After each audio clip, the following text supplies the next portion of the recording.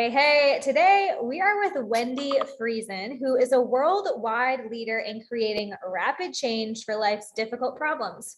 Since 1994, her site, Wendi.com, and that's Wendi with an I, which I love, Wendi.com has influenced the lives of millions worldwide and brought insight, wisdom, and spiritual growth to people in need. She's often described by her colleagues as a powerful healer, teacher, and a creative marketing expert.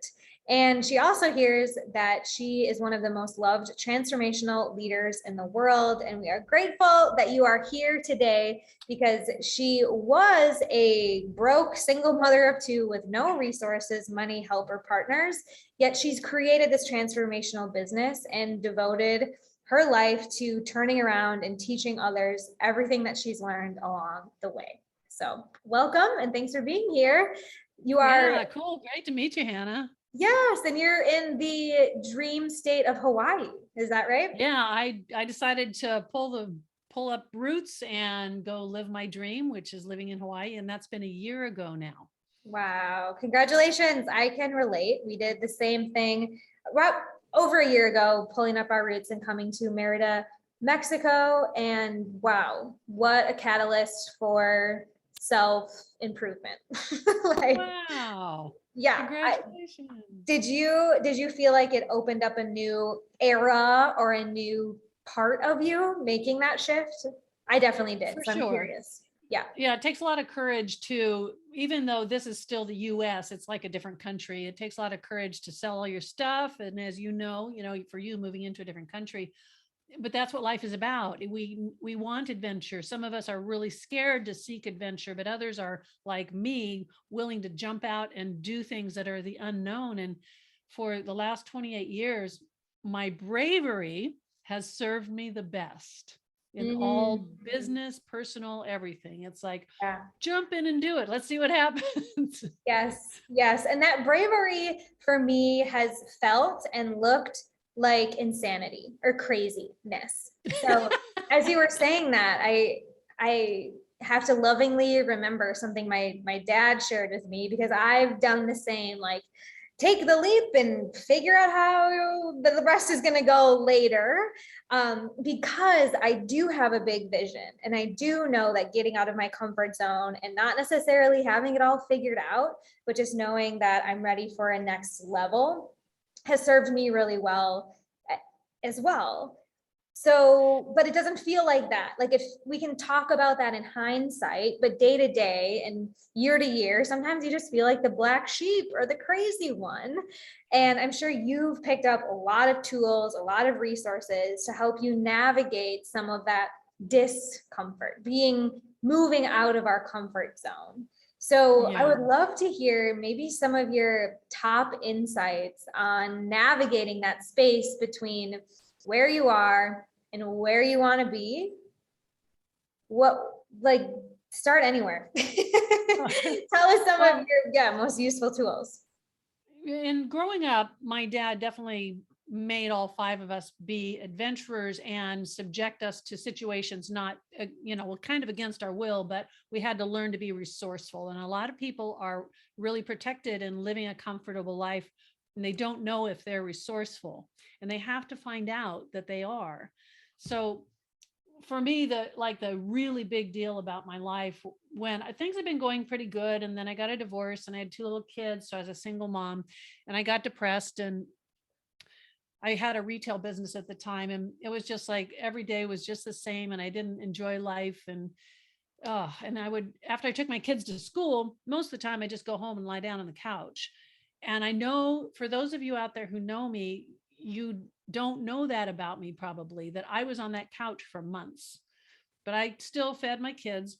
And mostly it was just fast food because I didn't even want to cook. So then I saw this ad to become a hypnotherapist, and it was 6 months long, and I didn't have any money, and it cost money. And she said, well, come anyway. And we worked something out. But I went to that thing for 6 months. It was 4 days a week. And it was amazing what happened to me. Even from the very first day, I had an experience that made me feel like there's something else out there that isn't just misery and fear. And what I learned after doing the class, then going to see clients. Well, they came to my office. I had a little tiny office I shared with someone, but they came to see me and they were having these big breakthroughs. And I was really new at this. And I was like, what on earth? But what I wanted to do was set some intention for creating some wealth, because I was like, the IRS guy would knock at my door of my house. Not kidding. Got any money for us? So I wanted to use the main tool that I love the most. Have you ever heard of using a future timeline to experience what's happening? Timeline therapy. Yes. Yes. I've heard it as timeline therapy. Is that similar? Right, right. Yeah. So what I did was I took myself to a year in the future. And at that year in the future, and there were some blocks along the way as I traveled on that path. But when I got in that 1 year in the future, there were a lot of people who were there. They were very grateful for the work I'd done with them and what they had experienced. And I had a book that I had written, and I was like, I wrote a book, really? And people loved my book. And my business, this is kind of the short version, but my business had sold in, because I used to sell the CDs because we couldn't really make, cassette tapes. I sold cassette tapes because I couldn't really make CDs back then, but that I had sold $1 million in my cassettes in that year, having no idea how that could happen. But 1 year later, I had made $1,012,000 in the sales of those cassettes. Almost, I say, how did all the people in the world get together and do the math to make it come to that magic number? And then the other thing I had implanted, and this is so good for your listeners who want to get out of a rut and do something different, is that 1 year from then, I would open the door to my beautiful new house. And for me to think about buying a house would be difficult a year earlier, right? So in that same exact week, my house closed escrow and I opened the door to my beautiful house. And it was like 1 week to the same exact week. Mm-hmm. So it isn't manifesting. It's not using affirmations. It's not, writing down your things. It's not a vision board. There's something much bigger and more important if you want any of those things to work. So I don't know if you teach people to use like vision boards and things like that. Is that part of your training? I'm a fan. Yeah. It's not necessarily my core teaching, but I'm all about all the manifesting tools that I can leverage like that, like, affirmations, but also self-hypnosis and, we're listening to my future. I'm so happy that I'm doing this thing. And I'm into it all. And so when you're rewarded for it, like me going 1 year into the future and feeling that massive reward of all these people I helped, it wasn't just the money, and you can't manifest the money, you manifest the experience. And for me to see that I had done something phenomenal for a lot of people, that was pretty cool. And so apparently I wrote a book. So I did start writing a book, but here's why. Back in the days, this was a long time ago. We only had AOL for internet back then, which doesn't really matter. But I got a lot of emails from men asking me for help with their sex life, or how to be more charismatic to get more sex, or sexual dysfunction. So they'd ask me about hypnosis for that. So when I'd reply to their emails, I just replied really long, then use that as a piece of the book. And there's all these chapters. It's about sex and hypnosis, and it's called Hypnotize Your Lover. And that was pretty exciting because I self-published it and people bought it. They still do. It's kind of a good topic. Well, and I love that process for listeners, that you set the vision, you set the goal, and then you go and show up every single day as an observer of how it will unfold. And I definitely had this flipped around for a while, where it's like every day I have to make it happen, or I have to like figure it out. And how many times have we heard the how will present itself? But it wasn't until I learned this idea of becoming the observer. How is this going to unfold? How is my webinar going to go? Where is that X amount of clientele going to come from? And it was so much more joyful because curiosity is attractive to the universe and to our, inner knowing.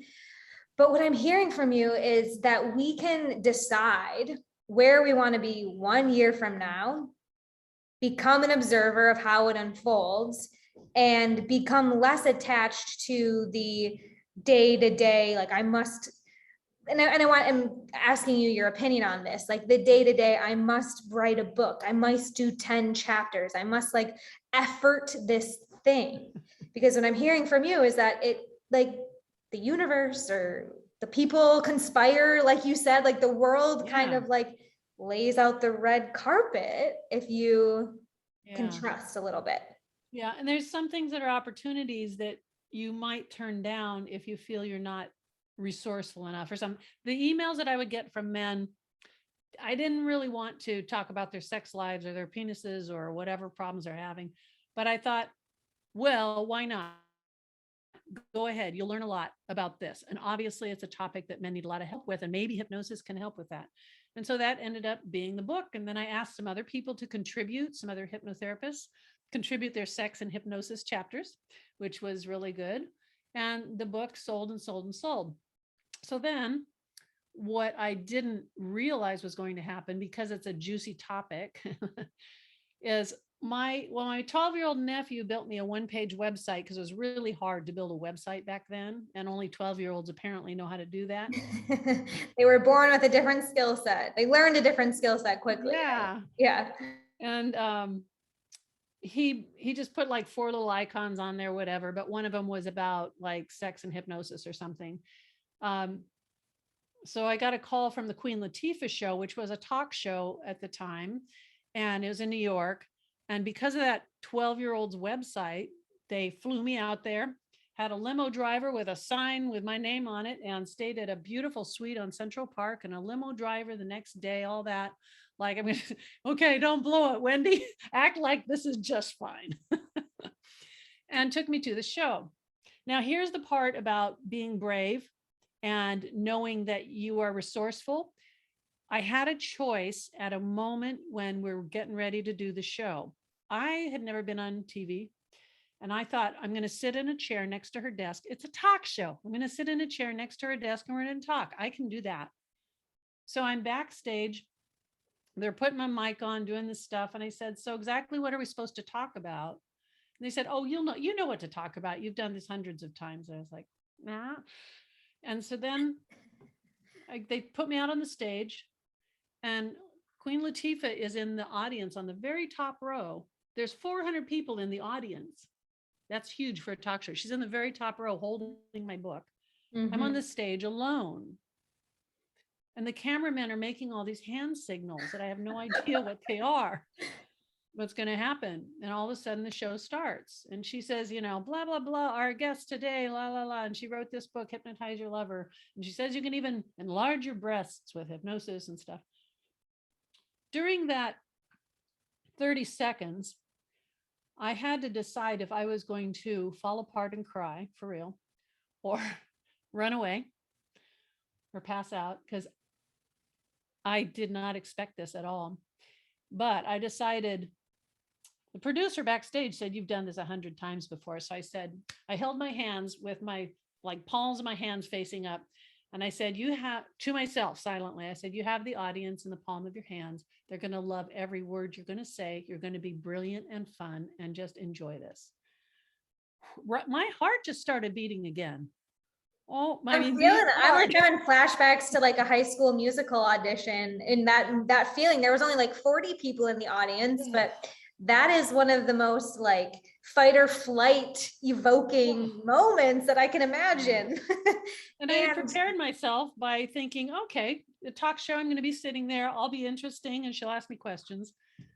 Whew, that's weird. Those memories are so deep in our body. So anyway, it went great. She kept me on that stage for 45 minutes doing mostly just me. She only occasionally answered a question, but I just dug inside myself. I decided I am resourceful. I have more than enough to do this. And I made that happen in like 10 seconds.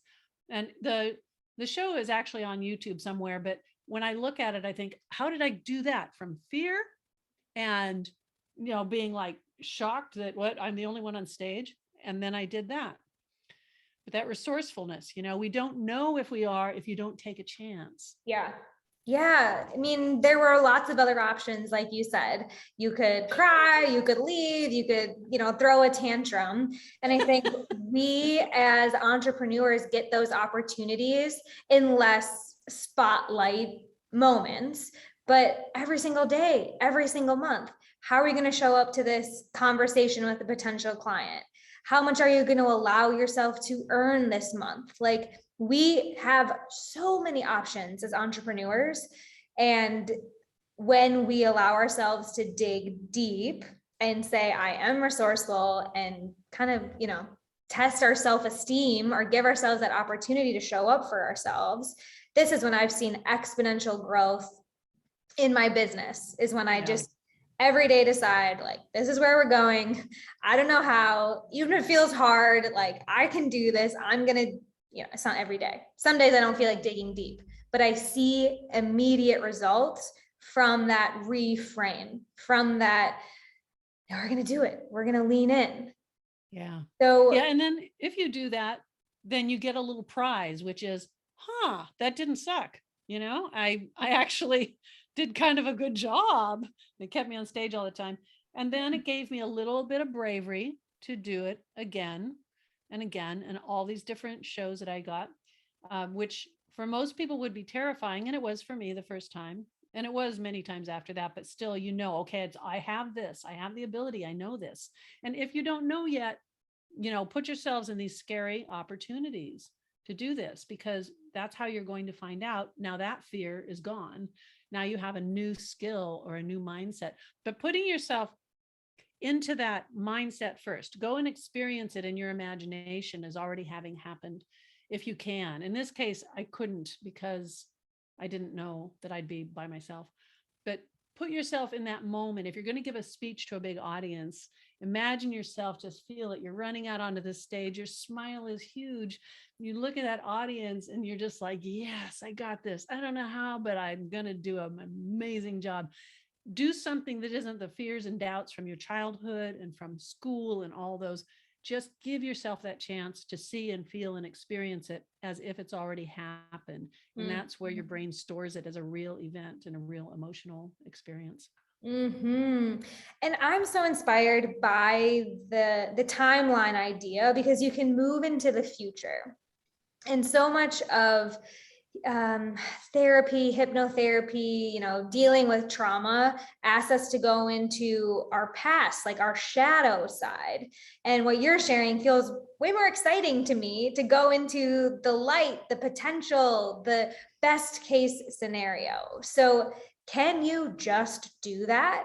Go into the future? Or is there mandatory cleanup in the past when it comes to this sort of tool?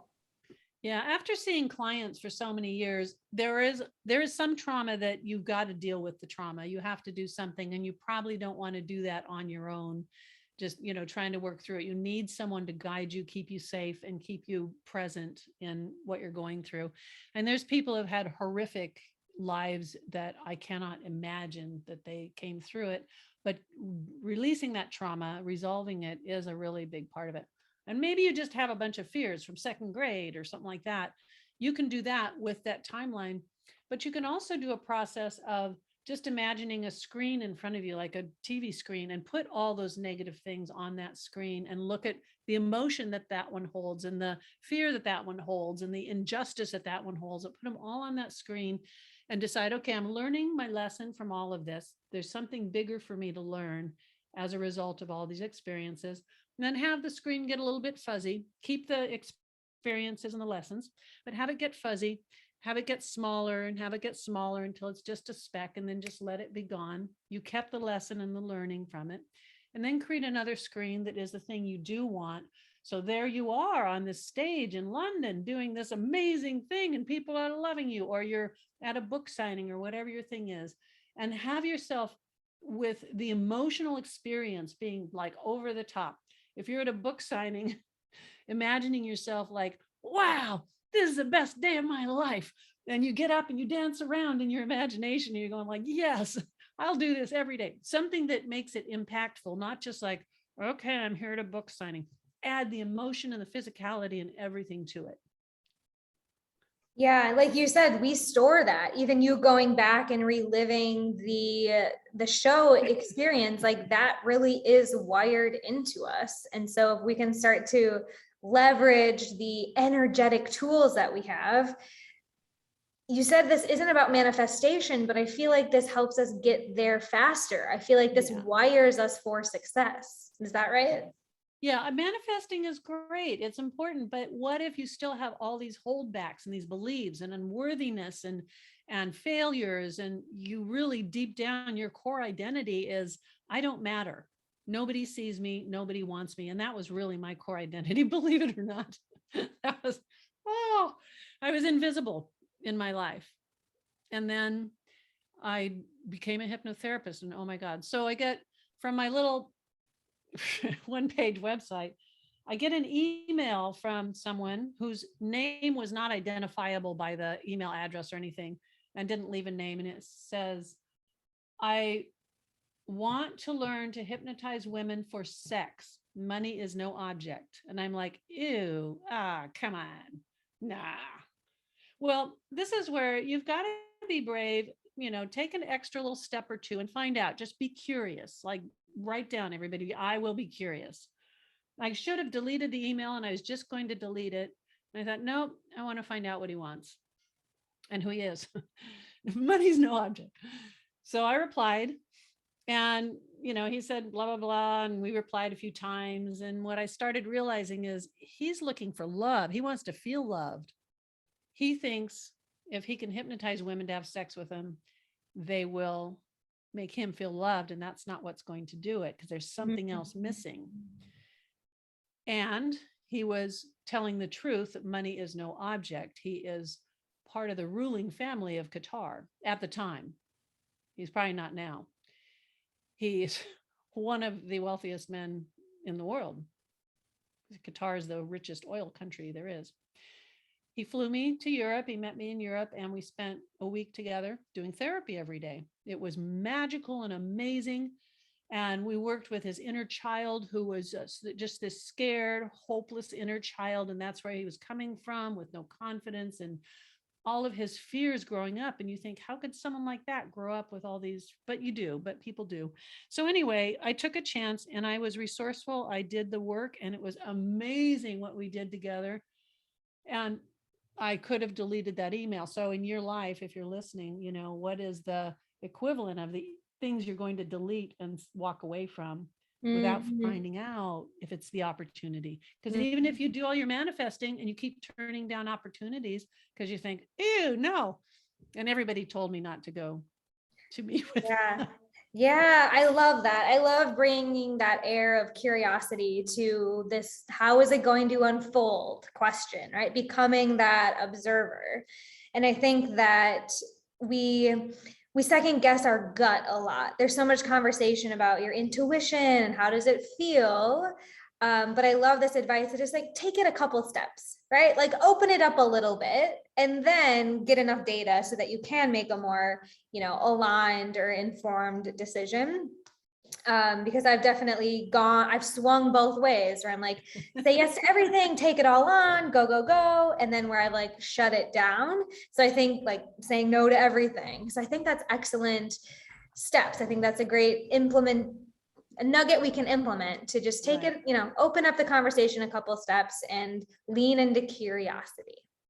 Beautiful. Right. And see where it takes you, because if you don't, what's going to happen? You're going to wonder and regret. And I think I've been pretty sturdy all my life because of the way that my dad raised all of us. So I at least have that. I know not everybody has that feeling of sturdiness that, you can be in some really weird situations and still be okay and be safe. But it just like stuff like that just kept coming at me. I was flown to Cyprus a few years ago, and turned out I was working for the Russian mafia. I didn't know until wow.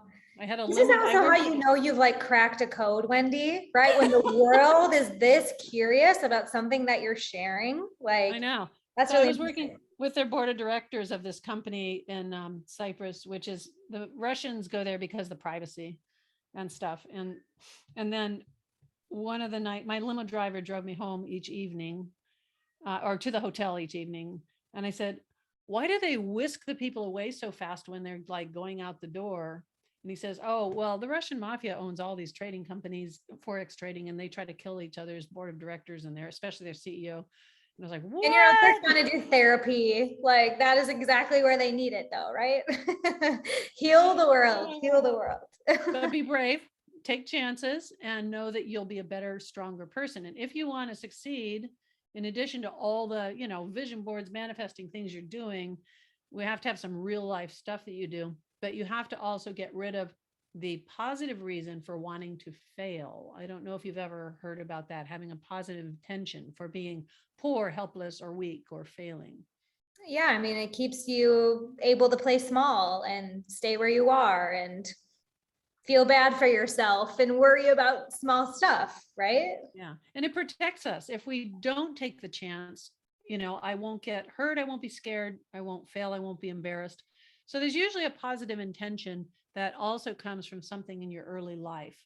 So the way you want to do that is just take a moment to, you relax, you get your eyes closed, you breathe a few breaths, and you find that feeling that is the one that's stopping you. Just decide that, yeah, there's something there that's stopping me from going big, and find that feeling and notice where it is in your body. If it's big or small, if it's tight, does it have a color? And of course, this takes, a few minutes, but find that part and decide this is the part that wants me to, whatever your word is, fail or be depressed or to be scared or whatever. So whatever your issue is.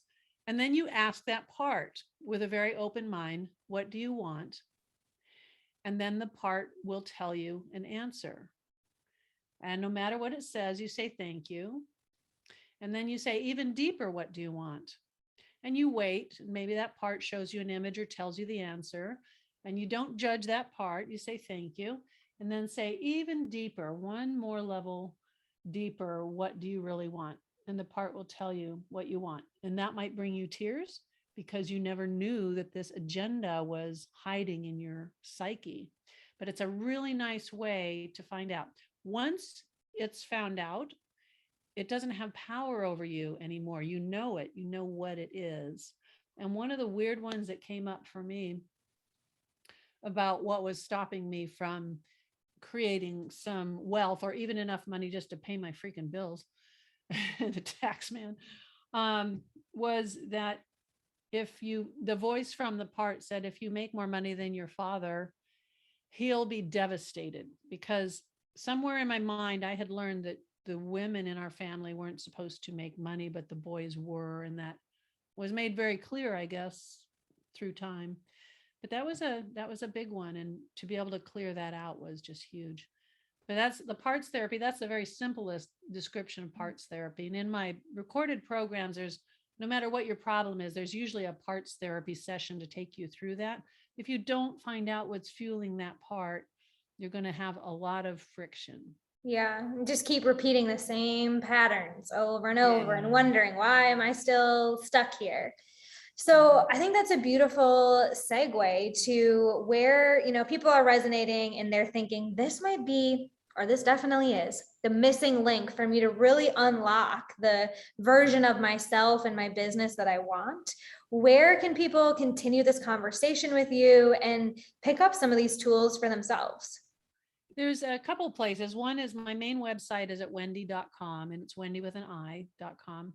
And there's a lot of free stuff there so that you can get started, without having to decide which direction to go. The other place is at my site that's at locals.com, and it's sleepwithme.locals.com. And that one, it's just kind of we're talking, we're doing things, people chat along the way, and it's a nice informal little meeting thing. But there's a lot of topics in there. They're all free. And there's some also audio sessions that are free, some hypnosis sessions and stuff.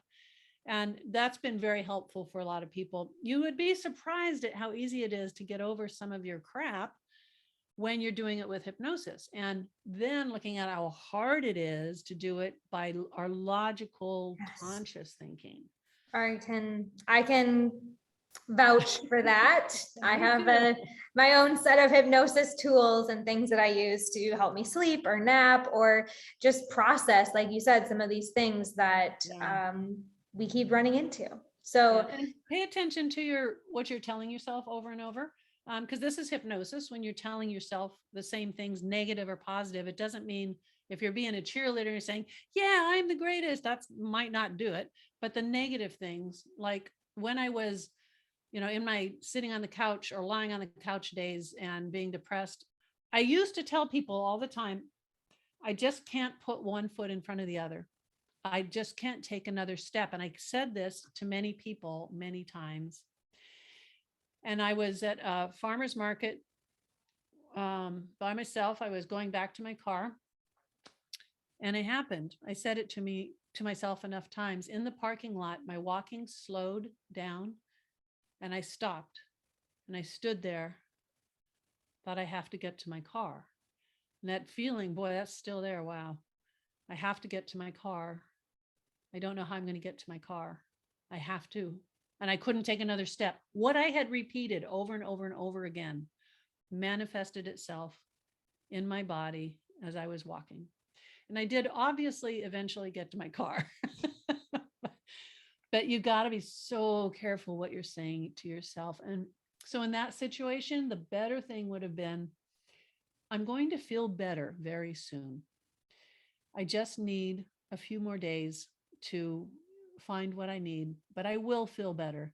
And so then at least you create that possibility. But I didn't know at that time what I was doing. Yeah. Powerful, powerful stuff, Wendi. Thank you so much for sharing so much of your gift with us today. We'll make sure that listeners can find your gifts and check out the links that you shared in the show notes, because that's a wrap. That's what we have for this week. So listeners, I will be back next week with another inspiring guest that will help you make your dream life and business a reality.